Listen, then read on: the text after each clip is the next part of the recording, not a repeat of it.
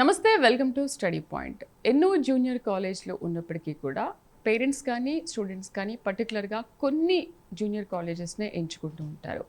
ఎందుకు అలా చూస్ చేసుకుంటారు అంటే అకాడమిక్ స్టడీస్ కావచ్చు, లేకపోతే ఫ్యాకల్టీ కావచ్చు, ఆ కాలేజ్లో ఉన్న డిసిప్లిన్ కావచ్చు. ఈ మూడు కూడా పిల్లలకి పేరెంట్స్కి నచ్చవచ్చు. అందులో బాగా నచ్చిన కాలేజ్, స్టూడెంట్స్ బాగా చూస్ చేసుకుంటున్న కాలేజ్ ఇగ్నైట్ జూనియర్ కాలేజ్. మరి ఎందుకు ఇగ్నైట్ జూనియర్ కాలేజ్లోని చాలామంది స్టూడెంట్స్ ఎందుకు చదువుతారు, దాంట్లో ఏముంది అసలు తెలుసుకుందాం. మనతో పాటు ఉన్నారు మ్యాథమెటిక్స్ ఫ్యాకల్టీ ఆర్వి గారు అండ్ కెమిస్ట్రీ ఫ్యాకల్టీ ఎంవిఆర్ గారు మనతో పాటు ఉన్నారు. వారితో మాట్లాడదాం. హలో సార్, నమస్తే ఆర్వి గారు అండ్ ఎంవిఆర్ సార్, ఎలా ఉన్నారు? Good morning. Last 1 year back మనం చేసాం. ఓకే, నేను ఇంతకుముందు చెప్పినట్టు ఎందుకు పేరెంట్స్ కానీ స్టూడెంట్స్ కానీ పర్టికులర్గా ఈ కాలేజ్నే చూస్ చేసుకుంటే బాగుంటుందని అనుకుంటారు. అండ్ మీరు ఇద్దరు కూడా 25 years ఎక్స్పీరియన్స్, 25+లోనే ఉన్నారు. ఫస్ట్ ఆఫ్ ఆల్ అసలు ఇగ్నైట్ జూనియర్ కాలేజ్ ఇంట్రొడక్షన్ ఏంటి, ఎందుకు చూస్ చేసుకుంటున్నారు, దీనికి కారణం ఏంటి చెప్తారా? ఈ ignite junior college madam chemistry faculty అయినటువంటి రమేష్ గారు స్టార్ట్ చేయటం జరిగింది. ఈ సారు మొట్టమొదట 2016లో ఆఫ్టర్ కాలేజ్ అనే ప్రోగ్రాంతో ఈ ఇన్స్టిట్యూట్ను స్టార్ట్ చేయటం జరిగింది. ఓకే, అక్కడ వచ్చిన స్టూడెంట్స్ ఆఫ్టర్ కాలేజ్ అంటే వాళ్ళు వేరియస్ కాలేజెస్లో చదువుకున్న తర్వాత ఈవినింగ్ 5:30-6 నుంచి ఇక్కడ వచ్చి ట్యూషన్ పాయింట్గా క్లాసెస్ తీసుకునేవాళ్ళు. దీనికి వచ్చిన స్పందన చూసి ఇక్కడ సక్సెస్ తర్వాత 2017లో రమేష్ గారు long term NEET coaching centre ప్రారంభించారండి. ఓకే, లాంగ్ టర్మ్ అప్పుడు స్టార్ట్ చేశారు. ఇది చాలా సక్సెస్ఫుల్ అయింది. ఇది కూడా ఇక్కడ జస్ట్ ఒక 40 మెంబర్ స్టూడెంట్స్తో ఈ కోచింగ్ ప్రారంభం చేయటం జరిగింది. లాంగ్ టర్మ్ అందులో స్టార్ట్ చేశారు. Yes, only 40 members, single campus. ఆ తర్వాత 6 faculty teaching staff, only 6 single campus, 6 teaching staff. ఆ తర్వాత రమేష్ గారు కూడా కెమిస్ట్రీ అక్కడ ఆయన మాత్రమే ఎక్కువగా టీచ్ చేశారు. టీచ్ చేయటంతో పాటు ఆ మొదటి సంవత్సరంలోనే అత్యుత్తమ ఫలితాలు సాధించటం జరిగింది. అప్పుడే సక్సెస్ అయ్యారు. ఇంకా అక్కడి నుంచి సక్సెస్ అనేది స్టార్ట్ అయింది.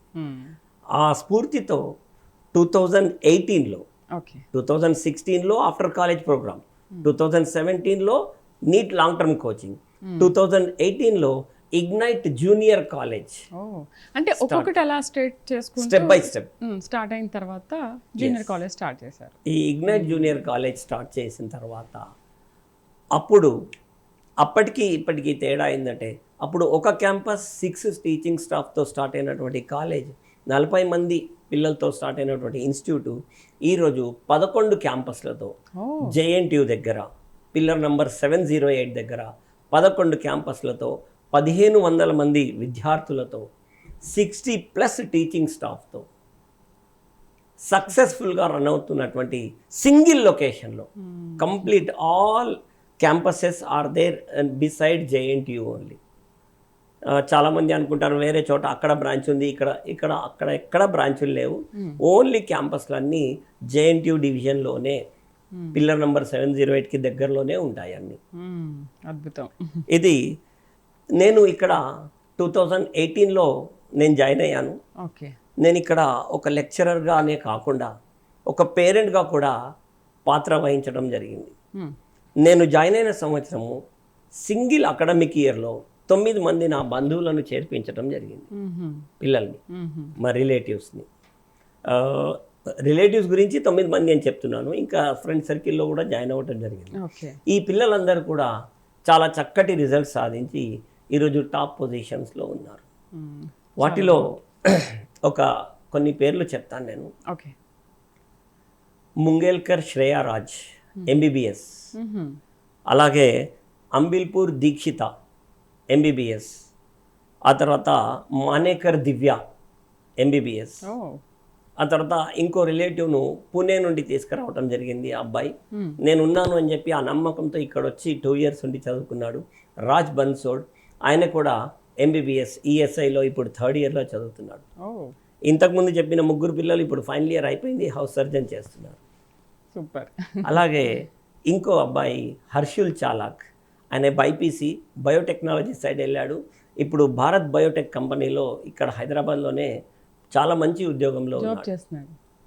ఈ కాలేజ్లో చదువుకుని వీళ్ళందరూ ఇక్కడ నేను చేర్పించిన పిల్లలు సింగిల్ అకాడమిక్ ఇయర్లో. మీకు చాలా హ్యాపీగా ఉంటుంటుంది కదా. వెరీ వెరీ ఇప్పుడు ఈ రోజు వాళ్ళు ఆ పొజిషన్లో ఉన్నారు. ఎస్. ఆ తర్వాత అంతేకాకుండా Tamlurkar Manoj Kumar, NIT Surathkal, okay, Ambilpur Vaishnav, NIT Bhopal, Rohidas Tanay Kumar, NIT Prayagraj. ఆ తర్వాత ఆదిత్య బెహర్జీ ఇక్కడ హైదరాబాద్లో శ్రీనిధిలో. సో నేను ఈ రకంగా ఇగ్నైట్ వ్యవస్థ ద్వారా చాలా బెనిఫిట్ పొందిన ఒక పేరెంట్ కూడా, not only lecturer. Okay. So అట్లా ఒక కాలేజ్ ఒక క్యాంపస్లో స్టార్ట్ అయ్యి అంచెలంచెలుగా ఎదిగి ఈరోజు ఈ పొజిషన్లో సక్సెస్ఫుల్గా రన్ అవుతున్నటువంటి ఇన్స్టిట్యూట్ ఇగ్నైట్. 11 బ్రాంచ్లు పెట్టారు మీరు. ఎస్. అసలు ఒక 40 మెంబర్స్తో స్టార్ట్ చేసి ఎస్. జర్నీ చాలా 1500 11 జనరల్గా చాలామంది ఏం చేస్తారంటే ఒక క్యాంపస్లో 300-400 మంది పిల్లల్ని పెట్టేస్తారు. మా దగ్గర అలా లేదండి. Only 135 to 140 members per campus. అంటే ఎక్కువ మెంబర్స్ని తీసుకోకుండా లిమిటెడ్ స్ట్రెంత్. ఈ కాలేజ్ యొక్క ప్రత్యేకత ఏంటంటే class room strength is completely limited. Okay. RV sir నమస్తే. ఆర్వి సార్, ఏంటి అసలు ఇగ్నైట్ కళాశాలలో ఏ ప్రోగ్రామ్స్ అనేవి అందుబాటులో ఉంటాయి? ఎంవిఆర్ సార్ చెప్పారు చాలా మంచి హిస్టరీ ఇగ్నైట్కి, అండ్ నేను విన్నాను చాలా మటుకు ఇగ్నైట్ గురించి. First of all a programs, academic programs అందుబాటులో ఉన్నాయి పిల్లలకి? 10th క్లాస్ కంప్లీట్ అయిన ఎస్ఎస్సి కానీ సిబిఎస్సి ఐసిఎస్సి స్టూడెంట్స్ అందరూ కూడా ఓకే మన దగ్గరికి వస్తే మెయిన్గా ఎంపీసీతో పాటు మనకి జస్ట్ బోర్డ్ ఎగ్జామినేషన్స్ గురించే కాదండి, మనకి ఆబ్జెక్టివ్ ఓరియంటేషన్లో ఏమేమి కోర్సెస్ మనం ఎంతవరకు చేయగలం అనేది. JEE main, JEE advance, BITSAT coaching centre, EAP MPC వైపు అయితే, బైపీసీ వైపు అయితే నీట్, ఈపీ సెట్ రెండే ఉంటాయి మనకి. మెయిన్గా ఎంపీసీ బైపీసీ స్ట్రీమ్సే ఉన్నాయి మనకి. దీంతోపాటు ఈ year ignite school of excellence school కూడా స్టార్ట్ చేశాము. 6th, 7th, 8th, 9th క్లాసెస్కి చాలా ఆహ్లాదకరమైన వాతావరణంలో తక్కువ స్ట్రెంగ్త్ తోటి పర్ క్లాస్ 20 to 25 స్ట్రెంగ్తే ఉండేటట్లుగా స్టూడెంట్ టీచర్ రేషియో మెయింటైన్ చేసుకుంటూ ఈ ఇన్స్టిట్యూషన్ని కొంచెం ముందు తీసుకెళ్తున్నాం. అంటే మా రెస్పాన్సిబిలిటీ వరకు మేము చెప్పగలిగేది ఏంటంటే, వీర్రాజు గారు చెప్పినట్టుగా కూడా 10th క్లాస్ కంప్లీట్ అయ్యి స్టూడెంట్ మన దగ్గర చేర్చారనుకోండి, వాళ్ళు ఐఐటీలో చేరతారా, ఎన్ఐటీలో చేరతారా, ఏదైనా డీమ్డ్ యూనివర్సిటీసా, లోకల్ మంచి ఇంజనీరింగ్ కాలేజెసా, వాళ్ళు ప్లేస్ అయ్యే వరకు మేము బాధ్యత తీసుకుంటాం. వాళ్ళని మంచి కాలేజెస్లో ఎంటర్ చేసే వరకు కెరీర్ గైడెన్స్ కూడా మేమే ఫ్రీగా ప్రొవైడ్ చేస్తాం. ఇక్కడున్న సీనియర్ ఫ్యాకల్టీ గైడెన్స్ తోటి, ఇక్కడున్న అకాడమిక్ గైడెన్స్ అంతా కూడా పేరెంట్కి స్టూడెంట్కి ఎవ్రీథింగ్ వాళ్ళకి కావాల్సిన ఇన్ఫర్మేషన్ మేము ఫ్రీగానే కెరీర్ గైడెన్స్తో పాటు వాళ్ళు చేరే కాలేజీ మన దగ్గర 10th క్లాస్ అయిపోయి వస్తే వాళ్ళు ఇంజనీరింగ్ లేదా మెడికల్ జాయిన్ అయ్యే వరకు మనం చాలా నీట్గా గైడెన్స్ ఇస్తాం. ఇది అన్ని చోట్ల అందరూ ఎవరు జస్ట్ ఎంటర్ అయిపోయిందా, వాళ్ళ మార్కులు వచ్చినా వెళ్ళిపోయారు అన్నవాళ్ళు చూసుకుంటారు. మనం అది కాదు. We're building a long term relationship with student and parent also. దానివల్లనే తక్కువ మందితో స్టార్ట్ అయినా ఇలా ఎంత లాంగ్ జర్నీ రాగలిగింది అంటే కేవలం స్టూడెంట్ రెఫరెన్సు, పేరెంట్ రెఫరెన్సు, ఈ రెఫరెన్సెస్ తోటి మాకు ఎక్కువ అడ్మిషన్స్ అవుతాయి. వేరే చోట్ల ఎక్కడా కూడా మనకి విపరీతంగా ఇంటింటికి జనాన్ని పంపించి కార్పొరేట్ లాగా ఇలా వేరే రకంగా క్యాంపెయినింగ్ అయితే ఏం చేయము. ఓకే, కేవలం స్టూడెంట్ పేరెంట్ మౌత్ పబ్లిసిటీ తోటే, ఆ గుడ్ విల్ తోటి ఎక్కువ అడ్మిషన్స్ అవన్నీ వస్తున్నాయి అన్నమాట. అయితే సార్, ఈ గడిచిన విద్యా సంవత్సరంలో ఇగ్నైట్ విద్యార్థులు కూడా నేషనల్ లెవెల్లో మంచి ఫలితాలు సాధించారని విన్నాం కదా. అంటే ఒకే లొకేషన్లో ఉంది కాబట్టి మనకి ఫస్ట్ ర్యాంక్, సెకండ్ ర్యాంక్ ఇట్లా మనం చెప్పుకోవటానికి వీటి గురించి కాదండి, వేరే వాళ్ళని బ్లేమ్ చేయడానికి కాదు. ఐఐటి కాన్పూర్లో మా దగ్గర చదివిన స్టూడెంట్ జాయిన్ అయ్యారు 8th ర్యాంక్ తోటి. దాంతోపాటుగా ఎన్ఐటీలో పర్సంటైల్స్ అంటాం 98, 99, మోర్ దాన్ 98 మనకి 18 స్టూడెంట్స్ ఉన్నారు. సీట్ గెట్టింగ్కి వచ్చేసరికి అన్ని కేటగిరీలు కలిపి nearly 28+ students IIT, NIT, IIIT, bits మంచి ఇన్స్టిట్యూషన్లో ప్లేస్ అయ్యారు. వీరితో పాటు మెడికల్ స్ట్రీమ్కి వచ్చేసరికి 52 members plus doctors medical stream నుంచి వచ్చారు. అంటే మా ఉస్మానియాతో స్టార్ట్ చేసి గాంధీకి మెడికల్ కాలేజ్ వీటితో స్టార్ట్ చేస్తే మంచి గవర్నమెంట్ కాలేజ్లో జాయిన్ అయిన స్టూడెంట్స్ ఉన్నారు. 52 ఆ నెంబరు విత్ లిమిటెడ్ స్ట్రెంగ్త్. ఒక 200+ ఆ రేంజ్లోనే అప్పీర్ ఉంటారు ఇక్కడ ఇందులో. అంత స్ట్రెంగ్త్ నుంచి ఈ రిజల్ట్ రావటం ఆ లొకేషన్లో it is extraordinary I feel. మిగతా చోట్ల అయితే ఏంటంటే చాలా బ్రాంచులు ఉంటాయి, చాలా ఎక్కువ స్టూడెంట్స్లో తక్కువ రిజల్ట్ చూపిస్తారు. మన అన్ని ట్రాన్స్పరెంట్ రిజల్ట్స్ అండి, గ్యారంటీగా ఫోటోలతో సహా అడ్రస్లు సహా మనం ఇవ్వగలం. ఈ స్టూడెంట్ ఇక్కడ చేరాడు వెళ్ళి మనం ఎంక్వైరీ చేసుకోవచ్చు. 100% ఇస్తాం అవన్నీ కూడా. దాని గురించి అయితే మాత్రం ఇబ్బంది ఏమి ఉండదు. అంటే satisfactory rate is more for student and parent. దానివల్లనే ఆ లొకేషన్లో మనకి గుడ్ విల్ ఉంది, దానివల్ల అడ్మిషన్స్ వస్తాయి. ఓకే ఎంబీఎస్ అయితే మేము ఇగ్నైట్ కాలేజ్లో ఇంకొకటి విన్నాము ఏంటంటే ఒత్తిడి లేని విద్యను అందిస్తారు అని. మనం ఇప్పుడు చాలా కాలేజ్లో చూస్తున్నాము, ఏ కాలేజ్లో చూడు ఒక గేమ్స్ యాక్టివిటీస్ ఏమీ ఉండవు, బాగా ప్రెషర్, చదువు చదువు చదువు, ఈ ర్యాంక్ రావాలి అని అటు పేరెంట్స్ కానీ ఇటు ఫ్యాకల్టీస్ కానీ కొన్ని కాలేజ్లో మనం చూస్తూ ఉంటాం మనం ఆ పిల్లల్ని కూడా. మరి మీ దాంట్లో ఉన్న స్పెషాలిటీ ఏంటి? ఒత్తిడి లేకుండా ఏ విధంగా పిల్లల్ని చదివిస్తారు? సాధారణంగా స్కూల్ లెవెల్లో పిల్లలపై ఒత్తిడి చాలా తక్కువగా ఉంటుంది. దానికి ఒక కారణం అంటూ కూడా ఉంది, అక్కడ సిలబస్ చాలా తక్కువగా ఉంటుంది.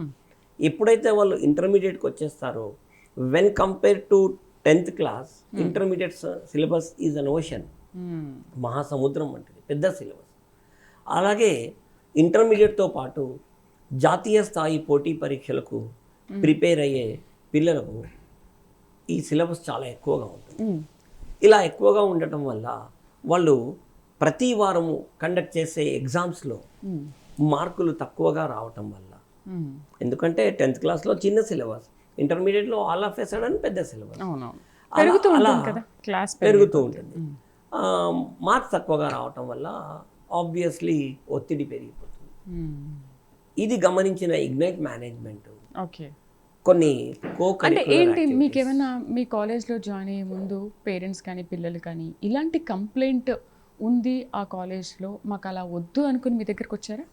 ఎందుకంటే ఈ సార్ స్టార్ట్ చేసినటువంటి యాడ్ చేసినటువంటి ఎక్స్ట్రా కరికులర్ యాక్టివిటీస్ ఏవైతే ఉన్నాయో వీటి వల్ల చాలా మంచి రిజల్ట్స్ రావటం అనేది ప్రెషర్ ఉండదు.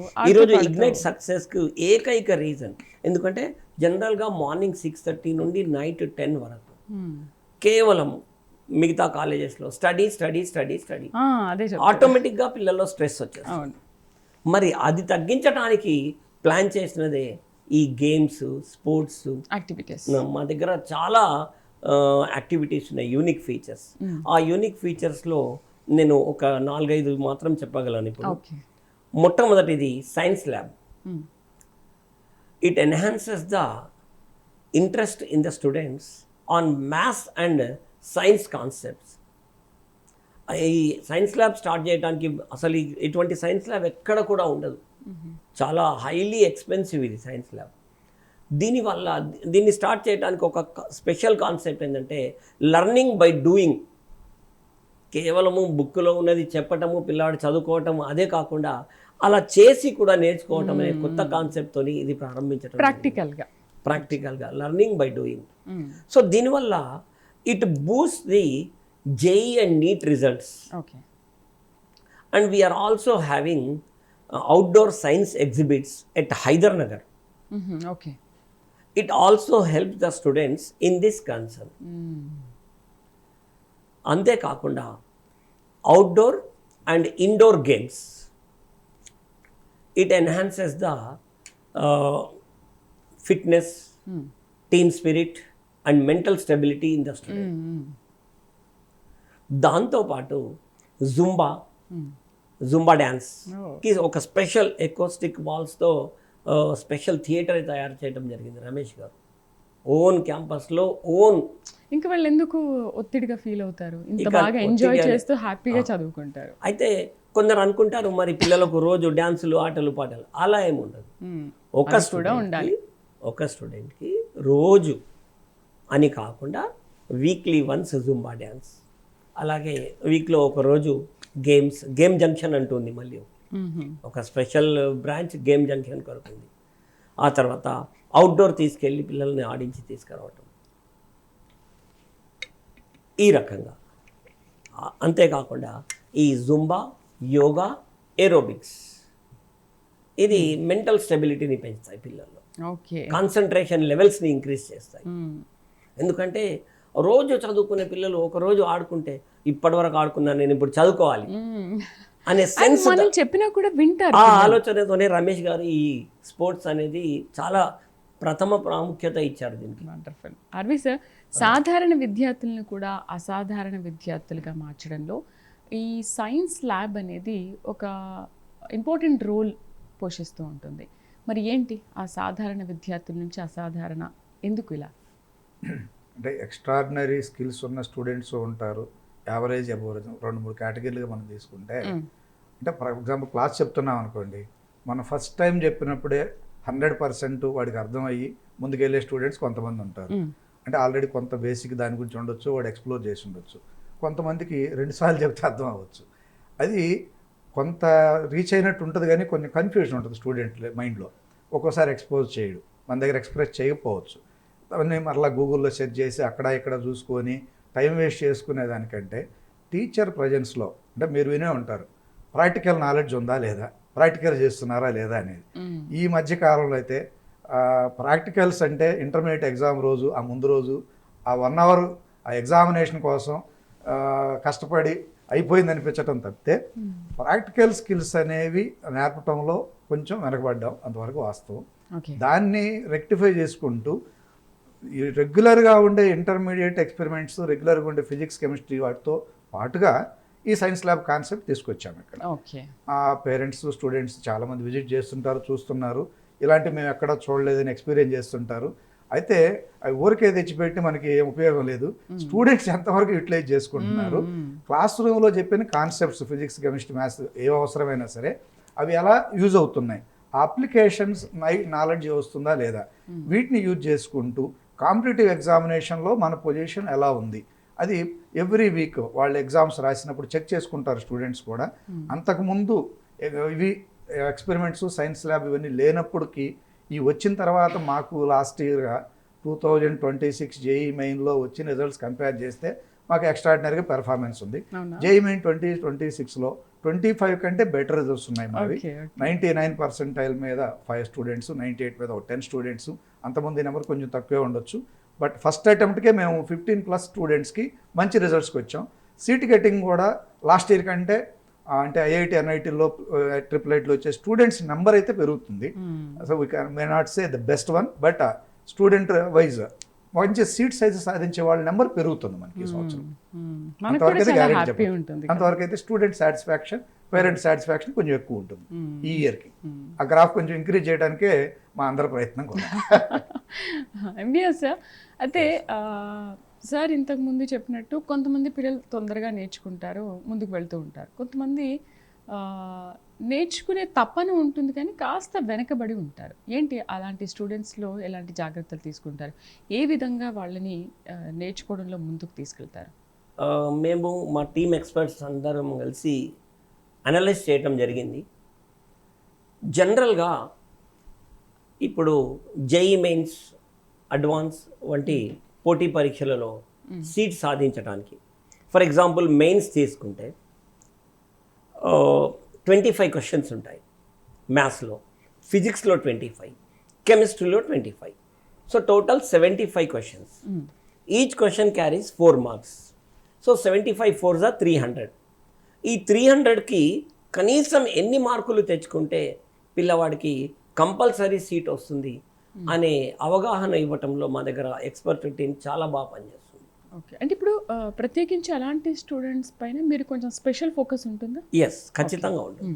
ఫర్ ఎగ్జాంపుల్ మేము ఈ సీట్ తెప్పించడానికి ఏం చేస్తాము అంటే, మ్యాథ్స్లో minimum 9 to 12 questions out of 25 చేయాలని, ఫిజిక్స్లో 15 to 17 క్వశ్చన్స్, అలాగే కెమిస్ట్రీలో 15 to 16 క్వశ్చన్స్ చేస్తే ఈ 3 సబ్జెక్టులలో ఎర్రర్ ఫ్రీగా ఆన్సర్ చేయగలిగితే, నేను చెప్పినని కనీసం 2 సబ్జెక్టులు చేసిన, ఇప్పుడు నేను అలా అమాంగ్ ద 3 ఇఫ్ ఎనీ 2 పర్ఫెక్ట్గా చేయగలిగిన 100% సీట్ వస్తుంది.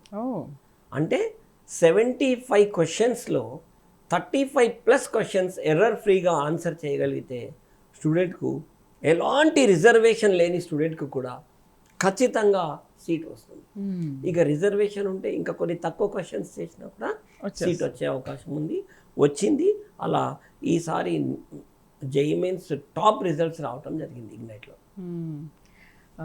ఆర్వి సార్, ఇప్పుడు మనం గ్రూప్స్కి కానీ ఇంకేదైనా అలాంటి ఎగ్జామ్స్కి, కాంపిటేటివ్ ఎగ్జామ్స్ రాయాలి అని అంటే 6th క్లాస్ నుంచి ఫౌండేషన్ కరెక్ట్గా ఉండాలి. అప్పుడే మనం నేషనల్ లెవెల్లో కూడా ఎగ్జామ్స్లో బాగా ఇంప్రూవ్ అవుతాము, రాణిస్తామని అంటారు. అది ఎంతవరకు వాస్తవం? అంటే ఇప్పుడు ఏంటి, వాళ్ళు గ్రూప్స్ రాయాలి అంటే 6th క్లాస్ నుంచి మనం ఒక ఎయిమ్ పెట్టుకోవాలా? లేదు వాళ్ళని చదివించే ముందే మీరు 6th క్లాస్ నుంచి ఇలా చదివితే ఆ కాంపిటేటివ్ ఎగ్జామ్స్కి ఇలా మీరు బాగా పాస్ అవుతారని చెప్పాలి? ఏంటి, పిల్లల్ని ఏ విధంగా మనం మౌల్డ్ చేయాలి? ఇప్పుడు ఆల్రెడీ ఐఏఎస్ సక్సెస్ అయిన వాళ్ళు, వాళ్ళ ఫెయిల్యూర్ అయిన వాళ్ళ ఇంటర్వ్యూలు మీరు చూస్తూ ఉంటే మెజారిటీ కూడా సెల్ఫ్ మోటివేటెడే ఉంటారు. అంటే failures are stepping stones to success. ఏదో స్టేజ్లో వాళ్ళు ఎక్కడో చోట పడి ఉంటారు, అది లేవటానికి ఎలా స్ట్రగుల్ అయ్యారు అనేది సక్సెస్ అయిన తర్వాతే తెలుస్తుంది. కానీ మనకి ఆ ఫెయిల్యూర్ మాత్రం ఎవరు అబ్జర్వ్ చేసి ఉండరు. అలా రకంగా చూస్తే జనరలైజేషన్ అయితే మాత్రం ఏది చేయలేము. 6th నుంచే ఫౌండేషన్ ఉండాలా, 7th నుంచి ఉండాలా, ఈ క్లాస్ నుంచి ఉండాలి అనేది. అంటే మనం ఫస్ట్ నుంచి ఎలా తయారు చేయాలంటారా? ఇంకోటి నేను అనుకోవడం ఏంటంటే, మనం ఒక 10th ఇంటర్ అయ్యేదాకా మనకు ఒక ఎయిమ్ ఉండదు. 10th క్లాస్ వరకు పిల్లలు ఆడుతూ పాడుతూ ఉంటారు. 10th తర్వాత ఓకే, నేను పోలీస్ అవుతాను, నేను డాక్టర్ అవుతాను, లేకపోతే ఇంజనీర్ అవుతాను, అప్పుడు ఒక అవగాహన వస్తుంది కదా. అలాంటప్పుడు మనం పిల్లలకి ఇక్కడ నుంచే నేర్పించాలా? ముందు లాంగ్వేజ్ స్కిల్స్ రావాలి. ఓకే, లాంగ్వేజ్తో పాటు ఫిజికల్ ఫిట్నెస్, తనకి ఏం అవ్వాలనుకుంటున్నానని క్లారిటీ ఉండాలి. అంటే ఇవి రెండే అని కాదు, ఇంజనీర్ డాక్టర్ అనే కాదు, ఈ రెండింటితో పాటు లైఫ్లో వాళ్ళు ఏం సెటిల్ అవ్వాలనుకున్నా సరే హార్డ్ వర్క్ అయితే చేయాలి, అది నేర్పుతాం మనం. ఈ ప్రాసెస్లో వచ్చేసరికి మ్యాథమెటికల్ స్కిల్స్, ఫిజిక్స్ స్కిల్స్ ఇవి ఉంటే మాత్రం యాడెడ్ అడ్వాంటేజ్ అవుతాయి. మీరు తీసుకున్న యూపీఎస్సీ క్రాక్ చేసిన వాళ్ళు చాలామంది ఐఐటీస్ నుంచి వచ్చిన వాళ్ళు కూడా ఉన్నారు, డాక్టర్స్ కూడా ఉండుంటారు, లేదు జస్ట్ BA BSc బీకామ్ చదివి వచ్చిన వాళ్ళు కూడా ఉన్నారు. అయితే సక్సెస్ రేట్ ఎక్కడుందో కూడా చూసుకొని ఐఐటీస్ నుంచి కూడా ఐఏఎస్ అవుతున్న వాళ్ళు ఉన్నారు, టాప్ ర్యాంకర్స్ కూడా వస్తున్నారు ఈ మధ్యకాలంలో. అంటే అనలైజేషన్ స్కిల్స్ ఎక్కువ ఉన్నాయి మ్యాథమెటిక్స్ బ్యాక్గ్రౌండ్ ఉన్న వాళ్ళకి, ఈ సైన్సెస్ చదివి వచ్చిన వాళ్ళకి. మనకి ప్రాబ్లమ్స్ లేకుండా నెక్స్ట్ లైఫ్లో ఏం చేయాలనుకుంటున్నారనే దానికి కూడా మనకి యూజ్ అవుతుంటాయి అన్నమాట. ఆ స్కిల్స్ అన్ని స్కిల్స్ డెవలప్ చేయడం important.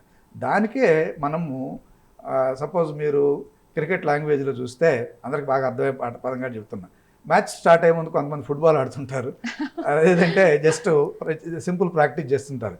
That is for improving concentration.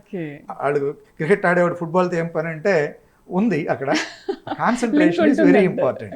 So to maintain the concentration, to improve the student accuracy, మనం ఏం చేయాలి, స్టూడెంట్గా ఏం చేయాలి, పేరెంట్గా ఏం చేయాలి, మేనేజ్మెంట్గా ఏం చేయాలి, ముగ్గురు కలిస్తేనే రిజల్ట్. స్టూడెంట్ సరిగా రిసీవ్ చేసుకోవాలి, పేరెంట్ చూసుకోవాలి, ఇక్కడ ఫ్యాకల్టీతో పాటు మేనేజ్మెంట్ వాళ్ళ యాటిట్యూడ్ ఎలా ఉంది, ఏం చేస్తున్నారు, ఏదైనా ఈ 2 years చదువుతున్నప్పుడు ఏమన్నా వీక్ అయ్యారా, ఎందుకు వెనకబడ్డారు, వెనకబడినందువల్ల మనము ఎక్కడ ఇంప్రూవ్ చేయగలగాలి. ఫస్ట్ డేనే మనం డిసైడ్ చేయలేము, ఇగో ఈ స్టూడెంట్కి వచ్చేసింది, ఈ స్టూడెంట్ రాదనేది. అలా వాళ్ళ మైండ్లో నెగిటివ్ థాట్స్ లేకుండా హార్డ్ వర్కింగ్ స్కిల్స్ ఇంప్రూవ్ చేసుకుంటూ రిజల్ట్ తీసుకురావడం, దాన్ని కొంచెం ప్రాక్టికల్గా సైంటిఫిక్ వేలో మేమైతే తీసుకెళ్తాం. దట్ ఈజ్ కొంతవరకు మనం అన్నందాక ఎక్స్పీరియన్స్ వర్క్ అవుతుంది. ఆ ఎక్స్పీరియన్స్ ఇంతకుముందు ఎక్కువ బ్యాచ్లు టీచ్ చేసిన అనుభవం ఉంది కాబట్టి ఫ్యాకల్టీకి ఇలాంటి స్టూడెంట్ రేంజ్ని బట్టి మనము అతను ప్రెషర్ పెట్టినట్టు అనుకోకుండా చిన్న చిన్న టార్గెట్స్ ఇచ్చుకుంటూ ఇంప్రూవ్ చేసుకుంటూ వెళ్తాం. సో ఇంతవరకు చెయ్యి, ఈరోజు చాలు, ఈ రోజుకి ఇంతవరకు నేర్చుకో, అవి వాళ్ళని ఎంకరేజ్ చేసుకుంటూ ముందుకెళ్ళటం. ఏ స్టేజ్లో కూడా ఫ్యాకల్టీగా కానీ మిగతా వాళ్ళని డిస్కరేజ్ చేయమన్నమాట. ఇంతేనా, నీకు ఇదే వచ్చా, ఎందుకంటే చేయలేవా అన్నట్టుగా కాకుండా, ఎక్కడ ఏ స్టేజ్లో నెగిటివ్ వర్డ్స్ పడ్డా పిల్లలు ఇబ్బంది పడుతుంటారు. మనం ఎంకరేజ్ చేసుకుంటూ వెళ్తుంటే తక్కువ వచ్చు, ఒక్కోసారి మార్కులు తక్కువే రావచ్చు, బట్ ఇలా చేస్తే నీకు ఇంప్రూవ్మెంట్ వస్తుంది అని ఎంకరేజ్ చేసుకుంటూ ముందుకెళ్తుంటాం. అప్పుడు మా మంచి సార్ అంతేనా? ఆ గ్రేట్నెస్ ఫ్యాకల్టీకి, స్టూడెంట్కి, పేరెంట్కి అందరికీ వస్తుంది. అయితే ఈ సిబిఎస్ఈ ఐసిఎస్ఈ సిలబస్లో ఈ 10th క్లాస్ చదివిన విద్యార్థులకు మీ కాలేజ్లో అకాడమిక్ ప్రోగ్రామ్స్ ఉంటాయి అని అంటారు. అంటే అవి ఏ విధంగా ఉంటాయి, ఎలా సహాయపడతాయి? అంటే స్కూల్ లెవెల్కి, కాలేజ్ లెవెల్కి సిలబస్ చూసుకుంటే చాలా డిఫరెన్స్ ఉంటుంది. వాళ్ళు డైలీ ఒక 3-4 ప్రాబ్లమ్స్ అలా చేసుకుంటూ ఆడుతూ పాడుతూ చదువుకుంటూ వస్తారు స్కూల్ వరకు. ఎస్పెషల్లీ సిబిఎస్ఈ ఐసిఎస్ఈలో అది కొంచెం ఇంకా ఎక్కువ ఉంటుంది. బట్ నాలెడ్జ్ వైజ్ బాగానే ఉంటారు. బిగినింగ్లో స్పెషల్గా సెక్షన్స్ ఉంటాయి. ఇక్కడ మన దగ్గర అయితే సిబిఎస్ఈకి స్పెషల్ సెక్షన్స్ ఉంటాయి.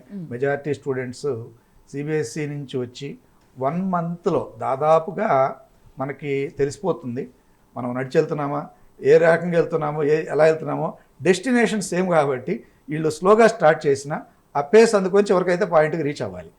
అంతే తప్పితే వీళ్ళు ఒక బ్రాండ్ తోటి సిబిఎస్ఈ నుంచి వచ్చారు కాబట్టి చేయలేరనో, ఫౌండేషన్ లాగా లేదు కాబట్టి వెనకబడతారనో ఇదైతే కాదు. ఆ జనరలైజేషన్స్ ఏముండవు. By 1 month must reach the same pace. ఆ పేస్లోకి తీసుకురావడానికి మనం మ్యాక్సిమం ట్రై చేస్తాం వాళ్ళని. అయితే స్టూడెంట్ కాన్సెప్ట్ అర్థం కాలేదా, ఎంతవరకు చేశానో మనం చెక్ చేసుకుంటున్న పాటు, సార్ నాకు ఈ కాన్సెప్ట్ ఎంతవరకు అర్థమైంది, ఇది ఒకసారి ఎక్స్ప్లెయిన్ చేయండి, లేదంటే ఎంతవరకు నేర్చుకున్నాను, ఇక్కడి నుంచి కొంచెం ఇంప్రూవ్మెంట్ కావాలి నాకు అన్నప్పుడు ఎవ్రీడే ఈవినింగ్ ఒక 2 hours స్పెషల్గా కేటాయిస్తాం వాళ్ళకి. 4:45 to 6:45 ఇలాంటి స్టూడెంట్స్కి బిగినింగ్లో అయితే మాత్రం కొంచెం ఎక్స్ట్రా కేర్ తీసుకొని వాళ్ళని ఆ ఫ్లోలో వచ్చే వరకు ట్రైన్ చేస్తాం. సో దానివల్ల ఏంటంటే వాళ్ళు ఇంప్రూవ్ అవుతారు. ముందు నేను చేయలేకపోతున్నానేమో, క్లాసులు వెనకబడ్డాననే ఫీలింగ్ లేకుండా దాని నుంచి బయటకు తీసుకురావడానికి మాత్రం బిగినింగ్ టైం సరిపోతుంది. వన్స్ వాళ్ళు ట్యూన్ అయిన తర్వాత మిగతా వాళ్ళందరికంటే, లేదంటే ఫౌండేషన్ నుంచి వచ్చానో లేదంటే ఇంకో రకమైన కంటే చాలా బెటర్గా చేసే ఛాన్సెస్ ఉంటాయి. ఈ మధ్య కాలంలో కూడా విలేజ్ బ్యాక్గ్రౌండ్ నుంచి వచ్చి ఏ ఫౌండేషన్ లేకుండా వచ్చి కూడా సక్సెస్ అవుతున్న స్టూడెంట్స్ చాలా మంది ఉన్నారు. ఓన్లీ థింగ్ ఈజ్ వాళ్ళకి కాన్సన్ట్రేషన్ కావాలి. రెండోది ఈ సోషల్ మీడియా డీవియేషన్స్లో మొబైల్ కొంచెం దూరంగా పెట్టగలిగితే వాళ్ళని కంప్లీట్గా అందులో అంటే ఈ మాట అనొచ్చు అనకూడదు కానీ కంప్లీట్గా అవర్స్ టుగెదర్ 4 hours 5 hours కూడా అంటే డే స్కాలర్స్ పిల్లలు కొంతమంది దాంట్లో మునిగిపోయి టైం వేస్ట్ చేసుకున్న పిల్లలు ఉన్నారు. అంటే 2 years అయిపోయిన తర్వాత నేను ఇలా చేస్తుంటే వచ్చిండేది అనకుండా బిగినింగ్ నుంచి కూడా కొంతవరకు అంటే టైం వేస్టేజ్ లేకుండా కాంపిటేటివ్ ఎగ్జామ్స్ రాయాలంటే కష్టపడాల్సిందే రిజల్ట్ రావాలంటే మాత్రం. అదర్వైజ్ ఒక నార్మల్గా తక్కువ మార్కులతోటో తక్కువ పర్సంటేజ్ బయటకు వెళ్తారు. మంచి రిజల్ట్ మంచి కాలేజీలో చేరాలనుకున్నప్పుడు హార్డ్ వర్క్ కంపల్సరీగా చేయాల్సిందే. ఏ కాలేజ్ కాదు, ఏ కాలేజ్ అని ఎక్కడున్నా ముందు చదవాల్సింది, కష్టపడాల్సింది, ఎగ్జామ్ రాయాల్సింది స్టూడెంట్ కాబట్టి ఆ డైరెక్షన్లో మనం గైడెన్స్ అయితే ఇస్తాము. వర్క్ చేయాల్సి మాత్రం స్టూడెంటే కాబట్టి తను ఎంతవరకు వచ్చింది ఎంతవరకు రాలేదనేది డిస్కస్ చేస్తూ ఉండాలి. మనకి ఒక బెంచ్ మార్క్ ఉంటుంది. 1 week తర్వాత 1 month తర్వాత మనం పెట్టే టెస్ట్లో కొంత వెనకబడితే తెలిసిపోతుంది కాబట్టి మనం గైడెన్స్ ఇస్తాం.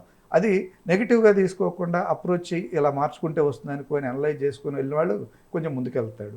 లేదు నేను ఇంతే అనుకుని బద్దకిచ్చిన వాడు వెనకబడుతుంటారు. అంటే అన్ని రకాల స్టూడెంట్స్ అన్ని చోట్ల ఉంటారు. బట్ ఎలా ఇంప్రూవ్ చేయగలనే దానికి టెక్నిక్ చెప్తున్నాం. బట్ టైం వేస్టేజ్ అనేది ఇక్కడ మొబైల్ ఎడిక్షన్ లేకుండా అంటే పేరెంట్స్ చెప్తారు నాకు ఇక్కడ ఇది అర్థం కాలేదు కాబట్టి నేను యూట్యూబ్లో వీడియో చూసుకొని చదువుతాను. కరెక్టే, యూట్యూబ్లో వీడియో ఒక 10 నిమిషాలు చూస్తాడు, కాన్సెప్ట్ అయిపోయింది. ప్రాబ్లమ్స్ ఎవరో సాల్వ్ చేస్తారు, యూట్యూబ్ సాల్వ్ చేయదు, వేరే వాళ్ళు సాల్వ్ చేయరు. ప్రాబ్లమ్స్ అనేవి అవి థియరీ తర్వాత స్టూడెంటే సాల్వ్ చేయాలి. అవి ఆన్లైన్లో మీకు వర్క్ కొడితే సొల్యూషన్ వచ్చింది అనుకోండి, నువ్వు కాపీ పేస్ట్ చేస్తే నీకు ఉపయోగం ఉండదు. ఎవరికి ఆకలి అయితే వాళ్ళే తినాలి, నీకు ఆకలి అయితే ఏంటంటే ఉపయోగం అయితే ఉండదు. కాబట్టి స్టూడెంట్ కూడా ఏంటంటే తనకి కావాల్సింది తను థియరీ వరకు తీసుకొని ప్రాబ్లమ్స్ ఎలా సాల్వ్ చేయాలి అనేది మాత్రం తను ఓన్గా సాల్వ్ చేయగలగాలి. అప్పుడు గ్యారెంటీగా ఇంప్రూవ్మెంట్ ఉంటుంది. మంచి రిజల్ట్ రావడానికి అయితే మాత్రం 3 factors. టీచర్స్ చెప్పింది వినాలి, తను వర్క్ చేయాలి, పేరెంట్స్ సైడ్ నుంచి కూడా ఎప్పుడన్నా డౌన్ అయినప్పుడు కౌన్సిలింగ్, రెండోది ఎంకరేజ్మెంట్ కావాలి ప్రతి ఒక్కరికి కూడా. ఈ 3 కలిస్తేనే రిజల్ట్. 3లో ఏది సరిగా చేయకపోయినా ఫెయిల్యూర్స్ ఉంటాయి, ఇబ్బంది ఉంటుంది. ఎంబీఎస్ ఇప్పుడు ఆర్వి సార్ చెప్పినట్టు ఈ పాయింట్స్తో పాటు పిల్లలకి కౌన్సిలింగ్ చేయడంలో అధ్యాపకుల పాత్ర ఎలా ఉంటుంది? ఎస్ మేడం, ఇక్కడ జనరల్గా ఇప్పుడు క్లాస్ చెప్పేటప్పుడు నేను కెమిస్ట్రీ లెక్చరర్, నేను పాఠం చెప్పేటప్పుడు ఒకసారి చెప్తాను ఒక టాపిక్, అర్థమైందా లేదా, అండర్స్టాండబుల్ ఆర్ నాట్ అడుగుతాను. కొద్దిగా ఎవరో ఒకరిద్దరు పిల్లలు ఏమన్నా తేడా అనిపిస్తే మాకు తెలిసిపోతుంది, నేను మరొకసారి ఎక్స్ప్లెయిన్ చేస్తాను. ఇలా 1 to 2 times ఒక రోజులో ఆ టాపిక్ ఎక్స్ప్లెయిన్ చేయటం వల్ల పిల్లల్లో కాన్సన్ట్రేషన్ లెవెల్స్ అనేవి పెరుగుతాయి. చక్కగా తెలివైన పిల్లలు ఈజీగా అర్థం చేసుకుంటారు 2 times ఎక్స్ప్లెయిన్ చేయటం వల్ల. అప్పటికీ అర్థం చేసుకోవాలని కొందరు పిల్లలు ఉంటారు. అలాంటి పిల్లలకు స్టడీ అవర్స్లో సేమ్ కాన్సెప్ట్స్ని సింపుల్ ఎగ్జాంపుల్స్తో వాళ్ళ దగ్గర కూర్చొని మరీ ఎక్స్ప్లెయిన్ చేయడం జరుగుతుంది. మ్మ్. ఇలా చేయటంలో రిజల్ట్ను పెంచే అవకాశం ఉంది. ఇంకొకటి, మా దగ్గర ఉన్న సైన్స్ ల్యాబ్ దీనికి చాలా చక్కగా దోహదపడుతుంది. ఓకే. అండ్ పేషెన్స్ కూడా మనకంత ఉండాలి. పిల్లలు ఎన్నిసార్లు అడిగినా కూడా చెప్పేంత పేషెన్స్ మన దగ్గర కూడా ఉండాలి. చెప్పే అవకాశం ఉంది, ఎందుకంటే లిమిటెడ్ స్ట్రెంత్ ఉంది కాబట్టి. ఓకే. ఇప్పుడు 60 మంది 80 మంది గుంపు ఉందనుకోండి, అంతమందికి చెప్పాలి, అంతమందికి న్యాయం చేయలేరు ఒక లెక్చరర్. మా దగ్గర 25 to 45, ఓకే 45 to 50, మ్యాక్సిమం 50, అంతకంటే ఎక్కువ అనేది లేదు. ఇంకొకటి స్ట్రెస్ లేదు కాబట్టి పిల్లవాడి ఫోకస్ మొత్తం చెప్పే టాపిక్ మీద ఉంటుంది. ఫర్ ఎగ్జాంపుల్, బాగా పిల్లవాడికి ఏది ఎన్నిసార్లు చెప్పినా ఇంకా ఇబ్బంది అవుతుంది. నేను ఒక కెమిస్ట్రీ లెక్చరర్ అని ఏం చెప్తాను, C chemistry chemistry chemistry I'm a code maker. అంటే ఫస్ట్ సి అంటే chemical bonding and molecular structure, inorganic chemistry నుండి. ఓకే. మళ్ళీ అలాగే దాని నుంచే ఇనార్గానిక్ నుంచే కోఆర్డినేషన్ కాంపౌండ్స్, ఆ తర్వాత ఫిజికల్ కెమిస్ట్రీ నుంచి ఆర్గానిక్ నుండి కార్బోనైల్ కాంపౌండ్స్. ఓకే.